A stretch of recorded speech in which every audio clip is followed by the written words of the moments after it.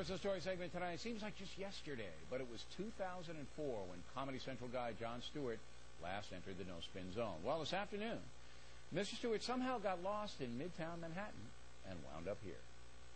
You know what I've noticed when I do your program? I go over, and the audience, they love President Obama, your audience, the guys who sit in the little bleachers. That's right. For them, it's like going to Lourdes. To go to your show, because they know they're going to get... Many have been healed. Right. Yes. They know they're going to get Obama, and, and it's going to be... So it's perceived that you are a big fan of the president. All right. How's President Obama doing so far? You know, I'm torn. For me, I feel like I can't tell if he's a Jedi master playing chess on a 3-level board way ahead of us, or if this is kicking his ass. So you really don't know? For one thing, those types of broad... analysis, you know, how's he doing?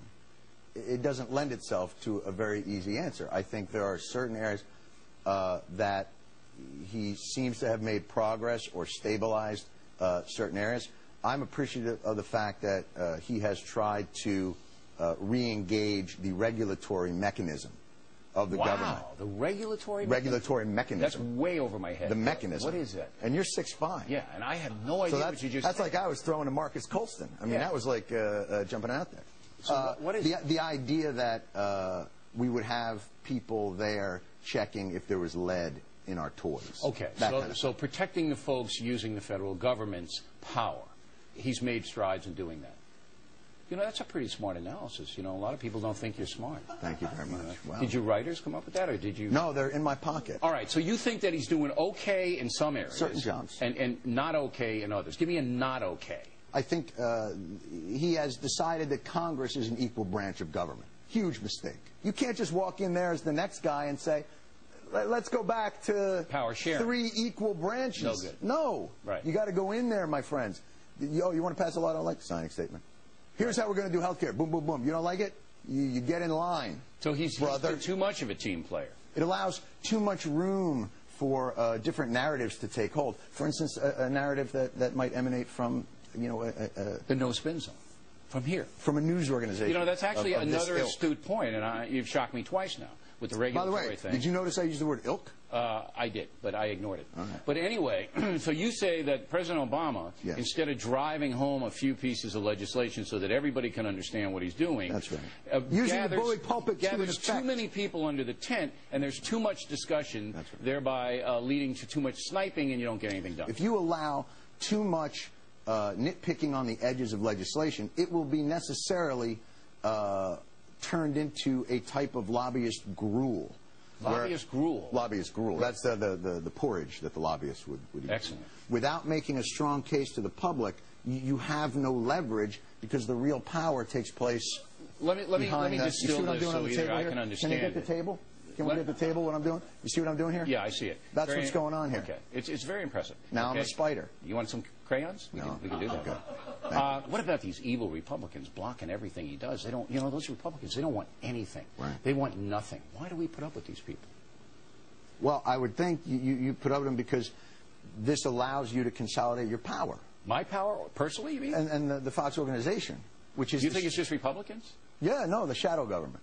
You know how all this works, right? No, I really don't. But let me get a chalkboard. Don't get into Fox News. Chalkboard? Yeah, but do you believe that the Republicans are blocking this just because they want to embarrass Obama and get him out of there? I don't know what their motivation is, but it seems pretty clear that they would prefer not to do anything unless it's the thing they would like to do. But the president won't give the GOP anything. He's nothing in there. I disagree with that. What did they get? What did the president give them? Well, when he had, I don't know if you saw, there was a press conference that he did with the Republicans. Yes, I saw it. And he was talking about tax credits. Tax credits for business. Then he was talking about tort reform, and he said, look, I would like to put tort reform on the table, but even the CBO says it's only about $5 billion a year, maybe not 2 percentage points off of what medical costs are, but I'm happy to talk about it. Why? So, just put it in. Just as you said, he's talking about it too much. Just put it in.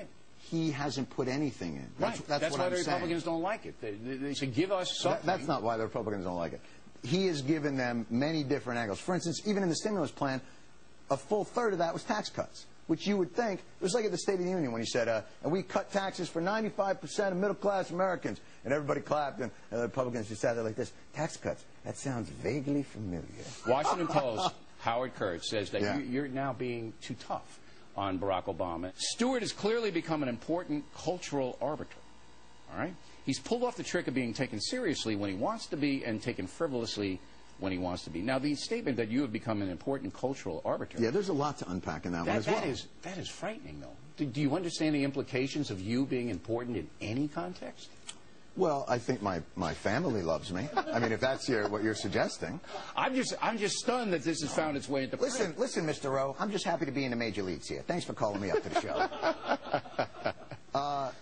Listen, I don't take any of that stuff seriously. When you deliver your stuff, are you cognizant of the fact that your audience are primarily stone slackers who love Obama? And when you criticize Obama, all right, you may be turning on them. We don't think about who is receiving it.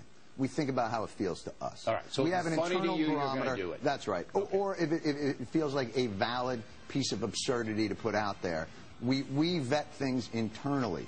I can't. Whatever you say, someone's not going to like. Okay. All right, coming next, Stewart has been kind of tough on Fox News, and we will confront him with that. And then Dennis Miller has been listening to the chat. He'll have some comments about the Stewart interview up ahead.